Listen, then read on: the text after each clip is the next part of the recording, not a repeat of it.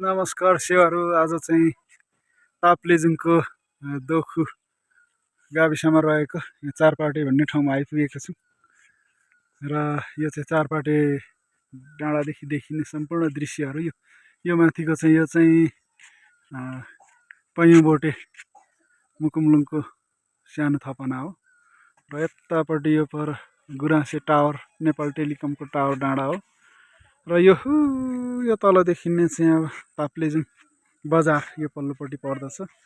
यहाँ तल देखिने तम्मर नदी हो र यता यता यता पर पर पर पर चाहिँ यो तम्मर कुरिडर यता तल बग्छ। तम्मर नदी पनि हो, यता 5 थर पर्छ र यो चाहिँ चारपाटे ढुङ्गामाथि हामी आइपुगेका छौँ। आज घुम्दै घुम्दै घुम्दै आज मौसम पनि यति राम्रो राम्रो भएको अवस्था छ।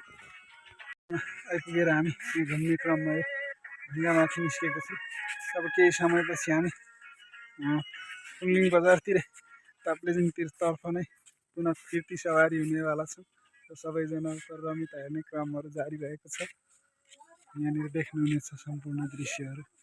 अब हामी केही समयपछि चाहिँ हामी फिर्ती सवारी हुने हाम्रो सवारी साधन माथि राखेका छौँ र अब ताप्लेजुङतर्फ एकछिनपछि फिर्ती सवारी हुँदैछौँ। क्रममा अब हामी यो चाहिँ यहाँ मुनि सिँढी, यो चाहिँ 7 तला जतिको अग्लो सिँढी छ।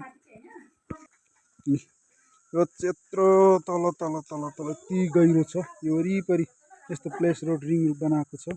यो चाहिँ सिँढी, झर्ने सिँढी। हाम्रो गाडी माथि राखेको छौँ। यति धेरै लामो छ यो सिँढीहरू। यो चाहिँ दोस्रो तला आइपुगेको छौँ। आउँदैछौँ। झर्ने क्रममा अहिले हामी चाहिँ तल्लो छेउको सबसे यहाँ गेटमा आइपुगेको छौँ। माथिदेखि चाहिँ आएको रमिता हेर्ने ठाउँ हो। यस्तो अग्लो ठाउँ रहेछ यो चाहिँ। सबैजना निस्किसकेको छौँ गेट बाहिर। फाइनल्ली अब सबै निस्किसकेपछि गाडीको छेउमा आइपुगिसक्यौँ हामी।